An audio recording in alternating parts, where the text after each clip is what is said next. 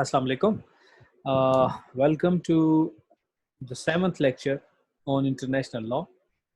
This is a series of lectures with more than 30 lectures. There will be more than 30 lectures on international law, depending upon the syllabus content of CSS, that is Civil Services Exam for Pakistan.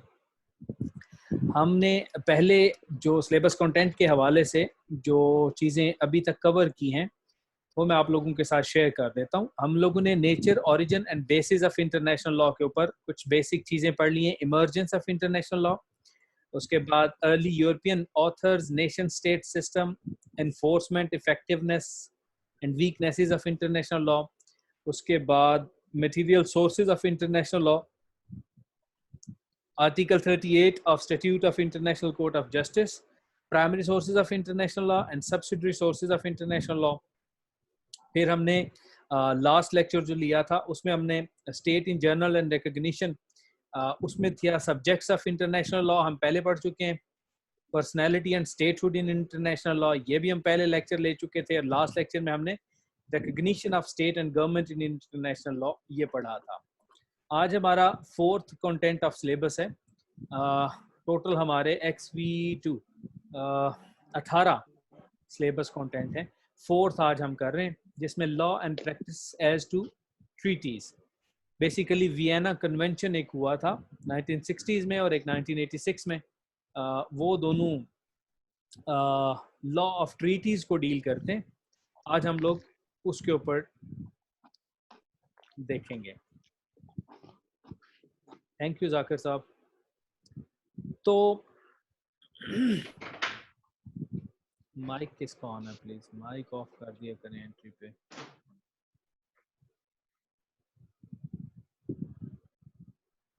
अच्छा जी, treaties basically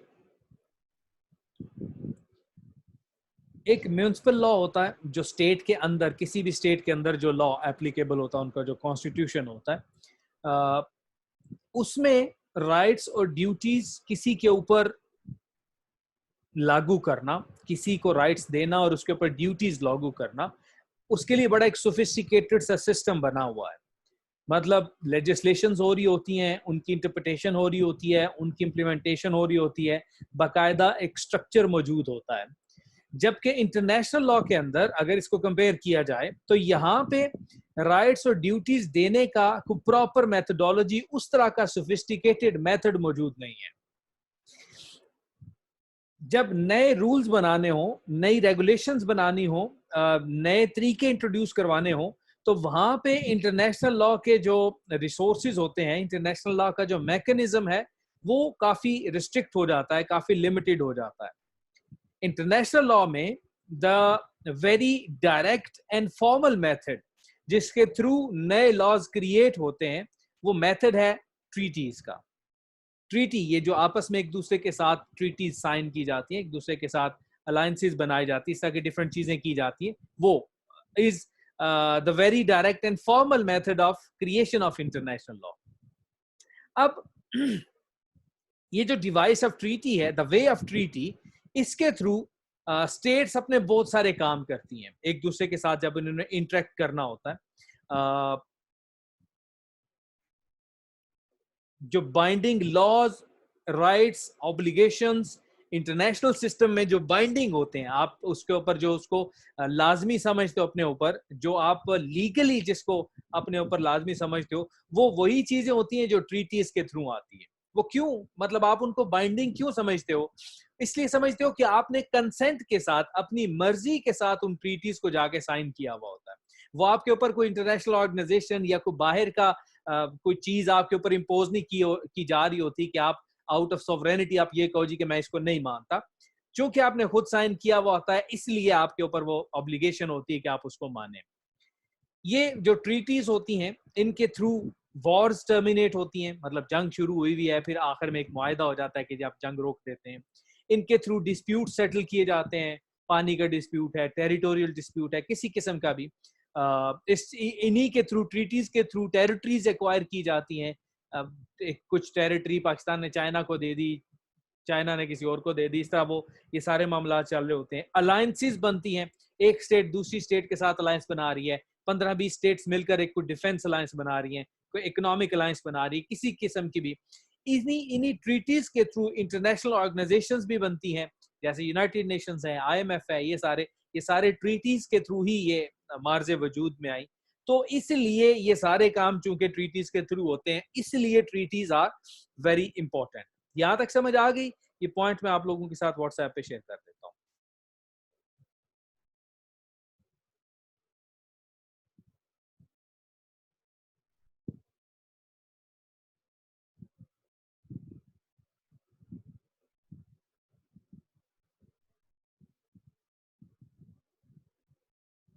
ठीक हो गया, सिर्फ 2 लोगों को समझ आई है out of 13।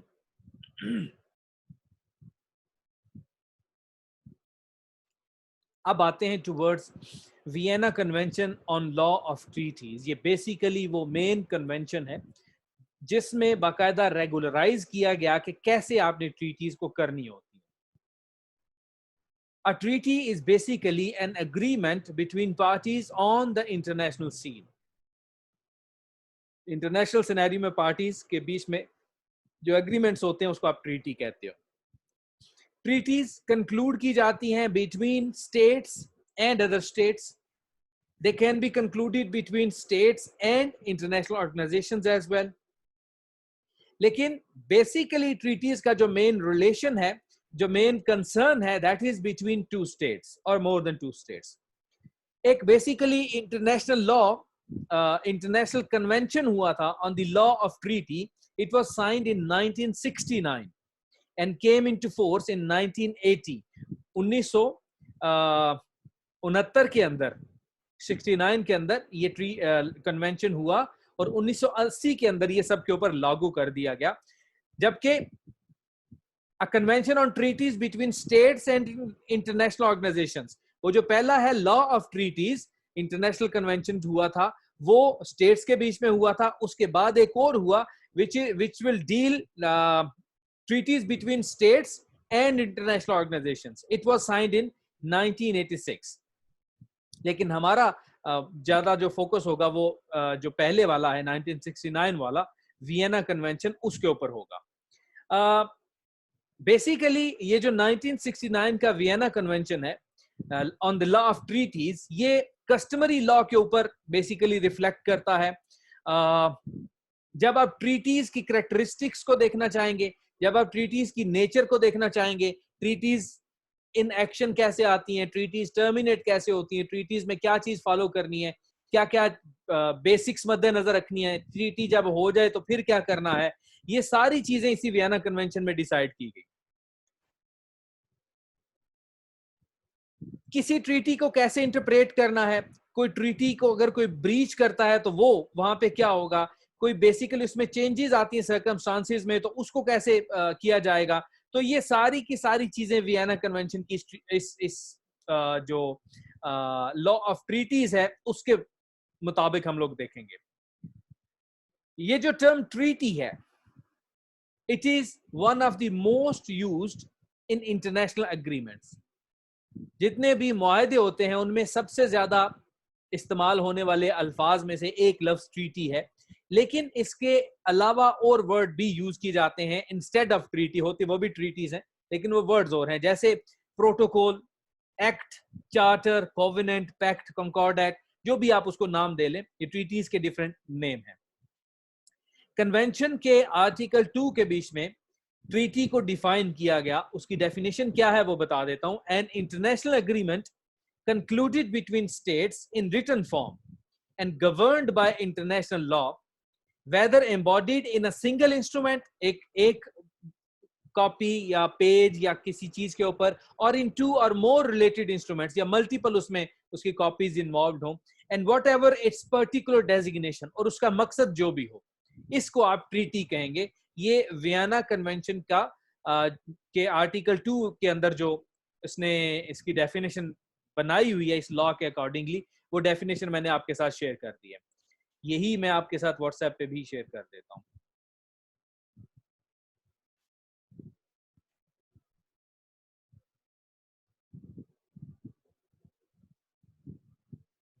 आगे चलते हैं, तो नींद आ जाती है इस वक्त। Treaties, how do they come into being, the making of treaties, उसमें फॉर्मेलिटीज क्या होती हैं।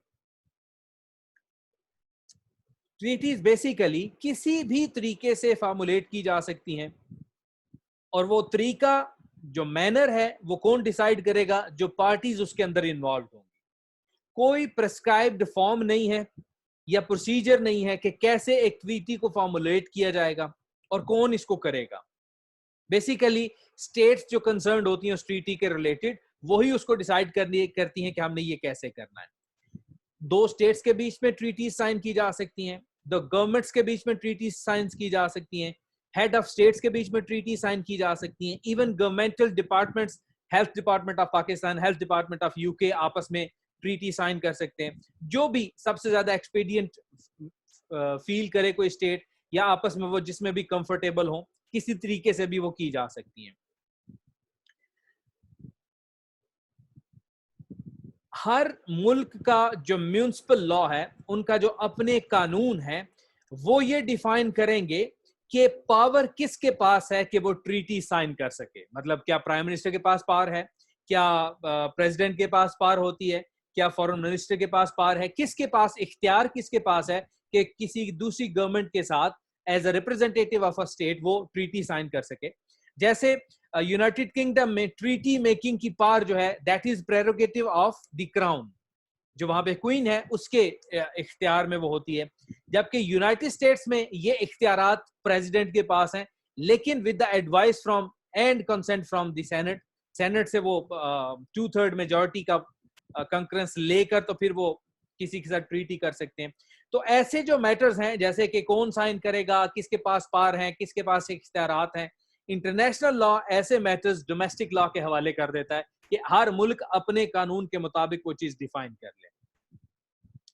जो भी बंदा ट्रीटीज को साइन करने जाता है, फॉर एग्जांपल पाकिस्तान से मैं ट्रीटी साइन करने जाता हूं on behalf of the state of Pakistan और on behalf of the government of Pakistan, तो I have to produce a document जिसको कहा जाता है फुल पावर्स, इन्वर्टेड कॉमास में फुल पावर्स इसको कहा जाता है। ये कन्वेंशन के आर्टिकल के मुताबिक है। Full powers refers to document certifying status from the competent authorities of the state in question. यानी कि मैं अगर पाकिस्तान को रिप्रेजेंट कर रहा हूं, तो गवर्नमेंट ऑफ पाकिस्तान की तरफ से, कंपिटेंट अथॉरिटी की तरफ से मुझे डॉक्यूमेंट्स दिए जाएंगे कि वो ये शो करेंगे कि ये वाकई ही हमारा रिप्रेजेंटेटिव है। ये बेसिकली जो दूसरी पार्टीज हैं जिसने उस ट्रीटी को साइन करना है, या जो उस कंकॉर्डेट का हिस्सा बनेगी, उनके लिए एक सिक्योरिटी होती है कि भाई साहब आप किसी एम ही बंदे के साथ नहीं कर रहे, बल्कि कोई कंपिटेंट बंदा है जिसके पीछे स्टेट की अथॉरिटी मौजूद है, जिसकी बेस पर आप उसके साथ साइन कर रहे हैं। लेकिन कुछ ऐसे लोग भी होते हैं जिनको ये फुल पावर्स वाला डॉक्यूमेंट या फुल पावर्स शो करने की जरूरत नहीं होती। For example, head of the state, head of the government, foreign minister, जैसे कि वो ट्रीटी के लिए, किसी खास ट्रीटी के लिए उनको भेजा जाए। डिप्लोमेटिक मिशन का जो हेड होता है, पाकिस्तान के जो head of diplomatic mission America के अंदर है या कहीं पे भी, वो अगर किसी कंट्री के बीच में जहां पे उनको डिप्लोमेटिक हेड बनाया गया है, वहां पे वो किसी के साथ साइन करना चाहे, इंटरनेशनल कॉन्फ्रेंसेज या इंटरनेशनल ऑर्गेनाइजेशन के अंदर जो हम लोग अपने नुमाइंदे भेजते हैं, जैसे पाकिस्तान के वो यूनाइटेड नेशंस में पाकिस्तान का नुमाइंदा है, इसी तरह और ऑर्गेनाइजेशन है वहां पे पाकिस्तान के नुमाइंदे, तो वहां पे जो ट्रीटी साइन होंगी वो नुमाइंदे करेंगे। तो इनको ये फुल पावर्स वाला दिखाने की जरूरत नहीं होती। अब समटाइम्स आप कंसेंट शो करते हो किसी ट्रीटी के साथ थ्रू सिग्नेचर, साइन कर दिए उस डॉक्यूमेंट के ऊपर, आपका कंसेंट शो हो गया। Sometimes consent by exchange of instruments, वो अक्सर आप मुआहदे जब पाकिस्तान के बीच में या किसी और के बीच में मुआहदे हो रहे होते हैं, तो वो फाइलें एक दूसरे के साथ एक्सचेंज करते हैं, उनकी फाइल हमें मिलती है, हमारी फाइल उनको मिलती है, वो एक्सचेंज ऑफ इंस्ट्रूमेंट है। समटाइम्स आप रेटिफाई कर देते हो, वो काफी होता है। समटाइम्स आप एक्सीड करते हो उनके डिसीजन के साथ, पूरी कम्युनिटी बैठी हुई होती है, वर्ल्ड कम्युनिटी, उसके ऊपर आप एक्सेप्ट करते हो। तो ये डिफरेंट मेथड्स हैं अपना कंसेंट शो करने के लिए, किसी ट्रीटी में शामिल होने के लिए। यहां तक समझ आ गई?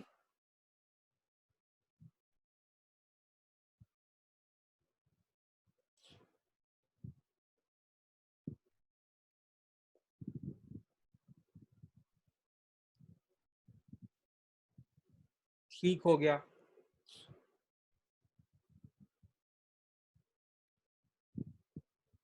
आगे चलते हैं।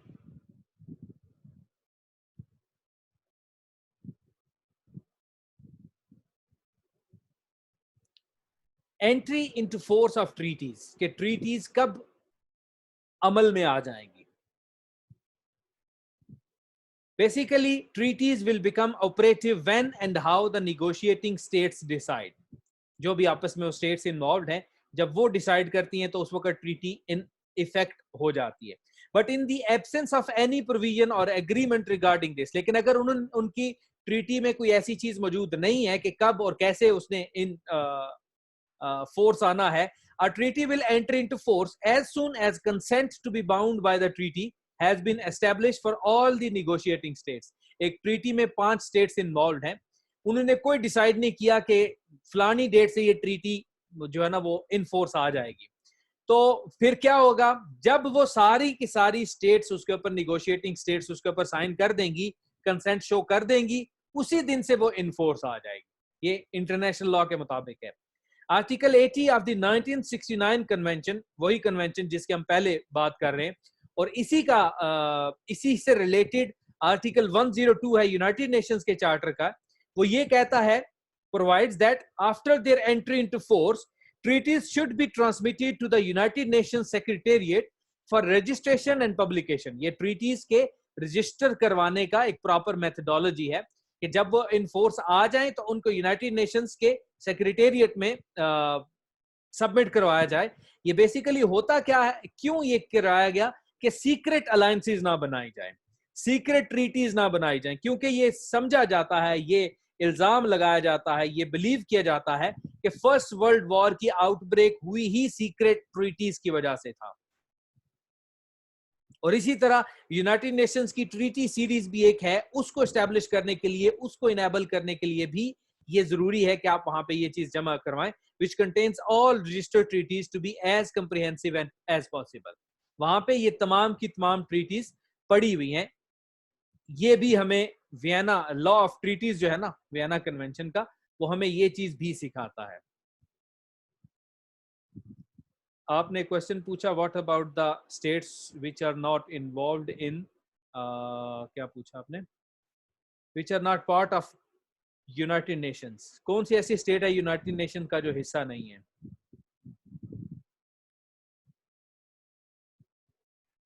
Name any state which is not part of United Nations।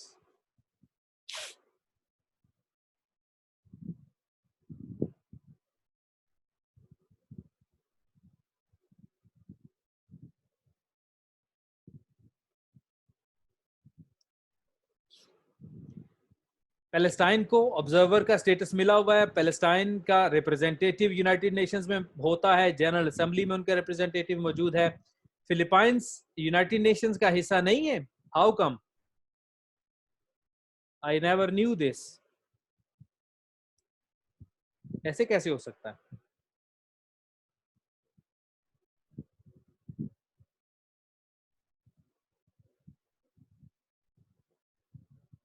अगर वो यूनाइटेड नेशंस का कोई स्टेट हिस्सा नहीं है, मतलब यूनाइटेड नेशंस की इवन जनरल असेंबली में भी वो दे डोंट टेक पार्ट, तो फिर ये लॉ जो लॉ ऑफ ट्रीटीज है, ये तो उनके बारे में स्पेसिफिकली कुछ नहीं कहता।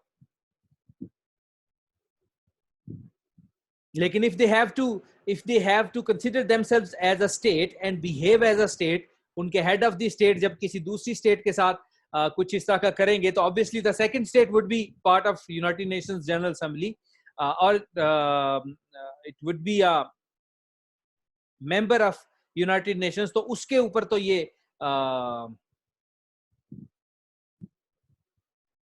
51 states of UN, उसके ऊपर तो ये एप्लीकेबल होगा ना, तो वो तो जमा करवाएगा।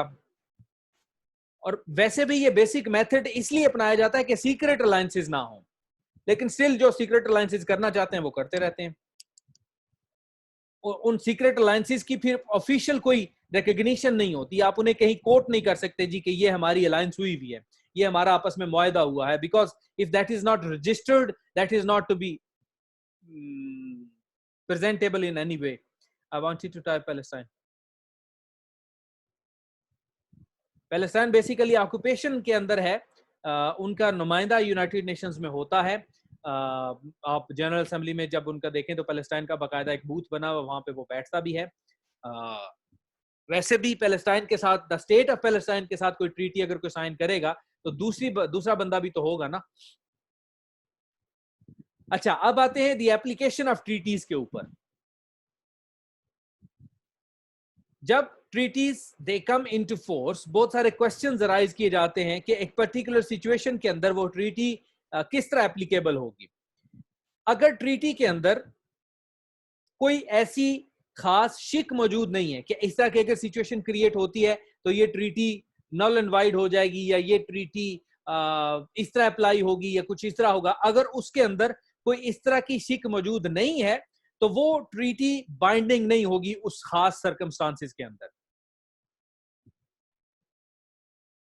Unless a different intention appears from the treaty or is otherwise established, Article 29 provides that a treaty is binding upon each party in respect of its entire territory. ऐसा नहीं हो सकता कि कोई स्टेट ये कहे कि ये मैंने ट्रीटी साइन की है आपके साथ, तो ये सिर्फ मेरे पंजाब के ऊपर एप्लीकेबल है, बाकी एरियाज के ऊपर एप्लीकेबल नहीं है। Unless and until this is mentioned in the treaty. अगर ट्रीटी के अंदर मेंशन है कि ये ट्रीटी सिर्फ पंजाब के लिए है, या गवर्नमेंट ऑफ पंजाब सिर्फ ट्रीटी कर रही है किसी और गवर्नमेंट के साथ, तो वो फिर एप्लीकेबल है। अगर वो मेंशन नहीं है और स्टेट पूरी ट्रीटी कर रही है तो वो स्टेट पे एज अ होल एप्लीकेबल होगी। ये एक जर्नल रूल है। स्टेट इटसेल्फ कह सकती है कि हमारे खास पार्ट के ऊपर होगा, लेकिन अगर ये मेंशन नहीं हुआ हुआ तो पूरी स्टेट के ऊपर एप्लीकेबल होगा। बेसिकली पहले ट्रीटीज जो होती थी यूरोपियन कॉलोनियल पावर्स की, वो यूरोपियन कॉलोनियल पावर्स ये करती थी कि वो डिफाइन कर देती थी कि ये जो ट्रीटी साइन हो रही है ये हमारी फलानी कॉलोनी के ऊपर एप्लीकेबल है या नहीं है, क्या सिर्फ हमारी टेरिटरी के ऊपर है या फलानी फलानी कॉलोनी के ऊपर भी एप्लीकेबल होगी, तो इसको हमने कैसे लेकर चलना है। इसलिए ये भी उसमें शामिल किया गया कि जब तक डिफाइन नहीं किया जाएगा तब तक यही तसव्वुर किया जाएगा कि पूरी की पूरी स्टेट के ऊपर वो ट्रीटी एप्लीकेबल है। अब मामला आता है थर्ड स्टेट्स का। थर्ड स्टेट्स उनको कहते हैं, ऐसी स्टेट्स को जो ट्रीटी का हिस्सा नहीं होती। मैं उसकी डिटेल बताता हूं कि वो इसमें किस जुमरे में आती हैं।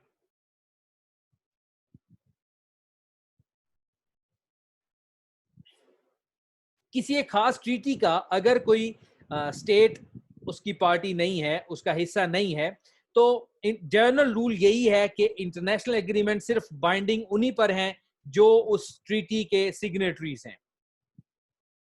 Basically fundamental principle of sovereignty जो है वो, या इंडिपेंडेंस ऑफ स्टेट का जो प्रिंसिपल है वो ये डिफाइन करता है कि स्टेट ये डिफाइन करेंगी कि कोई ट्रीटी हमारे ऊपर बाइंडिंग है या नहीं है। अगर वो सिग्नेटरी नहीं है तो उनके ऊपर बाइंडिंग नहीं है। ये एक जनरल प्रोपोजिशन है और ये सारे केसेस के ऊपर एप्लीकेबल नहीं है। बेसिक लाइन ऑफ अप्रोच यही है। Article 34 of the convention echoes the general rule in specifying that a treaty does not create either obligations or rights for a third state without its consent. जब तक वो खुद consent show नहीं करेगी तब तक ये आर्टिकल 34 कह रहा है। इसमें ये पूरे लेक्चर के बीच में ना डिफरेंट आर्टिकल्स हैं। आर्टिकल 36 क्या कहता है, आर्टिकल 34 क्या कहता है, आर्टिकल 2 क्या कहता है, आर्टिकल 6 क्या कहता है। तो ये आर्टिकल्स आपके एमसीक्यूज में आ सकते हैं, तो इन आर्टिकल्स को ज़हन में रखिएगा।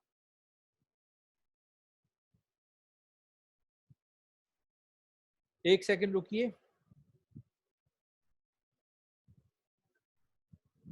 आर्टिकल नंबर के बारे में मैंने आपको बता दिया कि अब आता है amendment and modification of treaties.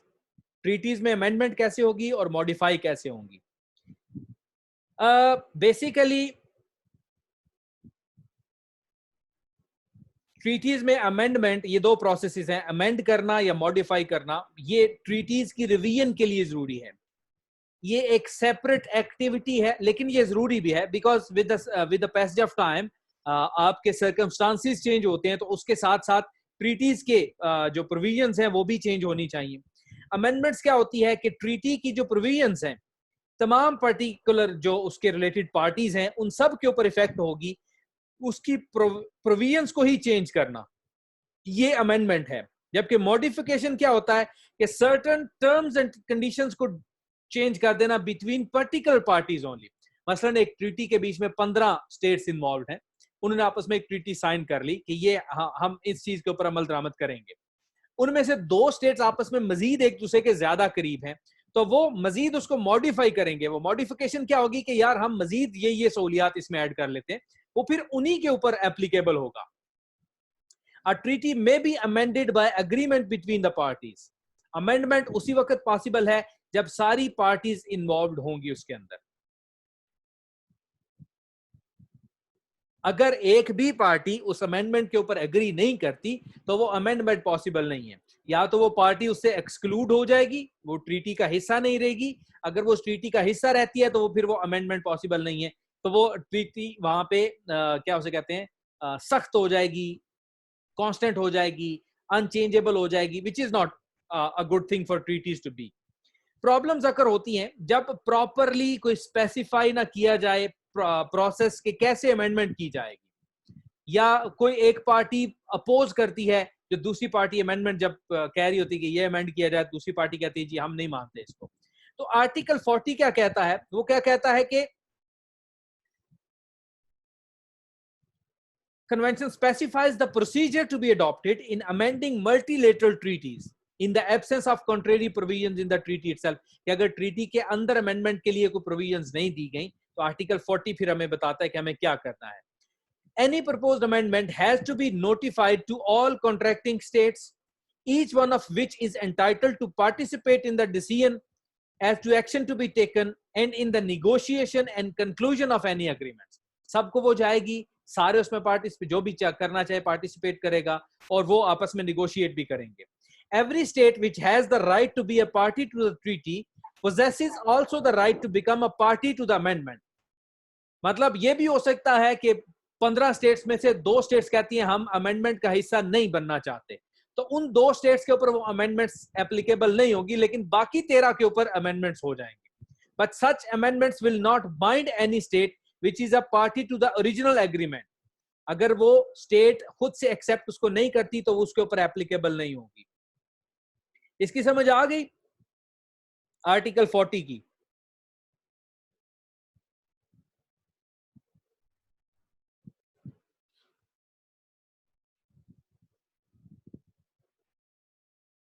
ठीक हो गया। अब आते हैं ट्रीटी की इंटरप्रिटेशन क्या होती है। ऊपर वाला पॉइंट मैं आप लोगों के साथ शेयर कर दूं। 3 स्कूल ऑफ थॉट्स हैं, 3 डिफरेंट बिलीव्स हैं कि ट्रीटी को किस तरह जो है ना वो किया जाएगा, इंटरप्रेट कैसे किया जाएगा। एक स्कूल ऑफ थॉट ये कहता है कि ट्रीटी को the first centres on the actual text of the agreement, और वो कहता है कि उन वर्ड्स का एनालिसिस किया जाए जो ओरिजिनल टेक्स्ट यूज किया गया है। ये फर्स्ट स्कूल ऑफ थॉट कहता है कि ट्रीटी को उन्हीं वर्ड्स के अकॉर्डिंगली इंटरप्रेट किया जाएगा। सेकंड स्कूल ऑफ थॉट क्या कहता है, वो कहता है कि इंटेंशन ऑफ द पार्टीज, उसको इंटेंशन को देखा जाएगा। Adopting the agreement as the solution to ambiguous provisions and can be termed the subjective approach. ये सब्जेक्टिव हो सकती है क्योंकि इंटेंशन मेरी कोई और होगी, दूसरी पार्टी की कोई और होगी, तीसरी पार्टी की और होगी, तो ये सब्जेक्टिव अप्रोच है ट्रीटी को इंटरप्रेट करने के हवाले से। जबकि जो थर्ड स्कूल ऑफ थॉट है वो इससे थोड़ी सी वाइडर पर्सपेक्टिव लेता है दूसरे 2 स्कूल ऑफ थॉट से। वो ये क्या कहता है, ये कहता है कि एक जज या आर्बिट्रेटर होना चाहिए जो ट्रीटी को इंटरप्रेट करेगा। वो बेसिकली उसके ऑब्जेक्ट एंड पर्पस को डिफाइन करेगा, और यही बेसिकली जुडिशियल लॉ मेकिंग के ऊपर, जुडिशियल लॉ मेकिंग जो होती है, मतलब जज ने जब एक ट्रीटी को इंटरप्रेट किया तो वो जुडिशियल डिसीजन हो गया। तो इंटरनेशनल लॉ में जो जुडिशियल हमने वो सोर्सेज पढ़े थे वो यहीं से वो क्रिएट होते हैं। लेकिन इन सारी चीजों को मद्देनजर रखते हुए any true interpretation of a treaty in international law will have to take into account all aspects of the agreement। ये तीनों स्कूल ऑफ थॉट्स को जेहन में रखना पड़ेगा। वर्ड्स क्या यूज हुए वो भी देखने होंगे, पार्टीज की इंटेंशन क्या थी वो भी देखनी होगी, और तीसरे नंबर पे क्या थर्ड पार्टी, ऑब्वियसली इंटरप्रिटेशन की जरूरत तब आएगी जब यहाँ कोई कंफ्लिक्ट क्रिएट होगा, कोई किसी एक चीज के ऊपर एक दूसरे के साथ डिसएग्रीमेंट क्रिएट होगा, तो तीसरा भी उसमें इन्वॉल्व होगा। आप थर्ड पार्टी को भी इन्वॉल्व कर सकते हो एज अ जज, वो उसको डिफाइन करेगा। ये तरीकाकार है ट्रीटी को इंटरप्रेट करने का। अब समटाइम्स ट्रीटीज इनवैलिडेट भी हो जाती हैं, मतलब नल एंड वॉइड भी करार दी जा सकती हैं। वो समटाइम्स कौन से हैं? वो समटाइम्स हैं अगर आपकी ट्रीटी आपके म्युनिसिपल लॉ के अगेंस्ट है। कोई ऐसी ट्रीटी आपने साइन कर ली जो पाकिस्तान के कॉन्स्टिट्यूशन के अगेंस्ट है, it will be considered as null and void. अगर कोई बहुत बड़ा राइटिंग में टाइपिंग में या किसी किस्म का कोई एरर आ जाता है, फिर भी वो नल एंड वॉइड क्रिएट होगी। अगर कोई फ्रॉड या करप्शन इन्वॉल्व है इन मेकिंग, इन इंप्लीमेंटिंग और फुलफिलमेंट ऑफ ट्रीटी, तब भी वो इनवैलिड हो जाएगी। और अगर कोई क्वेश्चन इन्वॉल्व है, मतलब किसी किस्म का भी किसी स्टेट को या किसी नुमाइंदे को फोर्स करके ट्रीटी पे साइन करवाई गई या ट्रीटी मनवाई गई, तो वो भी इनवैलिड तस्वर की जाएगी। और लास्ट चीज है termination of a treaty. Termination कब होती है? स्पेसिफिक प्रोविजन होगी ट्रीटी के अंदर कि ये ट्रीटी 10 साल के लिए है जी, 15 साल के लिए, तो 15 साल के बाद वो टर्मिनेट हो जाएगी। या कंसेंट होगा पार्टीज का, आपस में पार्टीज बैठ के डिसाइड कर लेंगी कि आज से ये ट्रीटी खत्म, नल एंड वॉइड, आज से हम कोई नया मैकेनिज्म डिसाइड करते हैं, तो ट्रीटी खत्म हो जाएगी। लेकिन अगर इस तरह का कोई सिचुएशन नहीं होगा, इस तरह की कोई मामलात नहीं होते, तो ट्रीटी के अंदर भी ये डिफाइन किया जा सकता है कि कोई एक पार्टी अगर इसमें से निकलना चाहे तो वो निकल सकती है या नहीं निकल सकती। मतलब कि विदड्रॉल का या डिनाउंस करने का किसी एक स्टेट के पास इख्तियार हासिल होगा, वो उसके पास कोई राइट्स होंगे कि भाई वो कहे जी 5 साल तक मैंने इसको देख लिया, अब मैं इसका हिस्सा नहीं बनना चाहता, तो वो तब भी उसको टर्मिनेट कर सकता है। लेकिन ये पॉसिबिलिटी तब ही होगी जब इस तरह का कोई राइट उसे वो ट्रीटी इटसेल्फ देती है, अदरवाइज उसको ये सब कुछ मानना पड़ेगा। ये लॉ ऑफ ट्रीटीज है जिसमें हमने सारी चीजें देख ली। मेकिंग ऑफ ट्रीटीज कैसे इनटू फोर्स आती हैं, एप्लीकेशन उनकी कैसे होती है, अमेंडमेंट और मॉडिफिकेशन कैसी होती है, उनको इंटरप्रेट कैसे किया जाता है, वो इनवैलिड कब होती हैं और टर्मिनेट कब होती हैं। अब अगर इसके रिलेटेड कोई क्वेश्चन है तो वो आप मुझसे पूछ सकते हैं।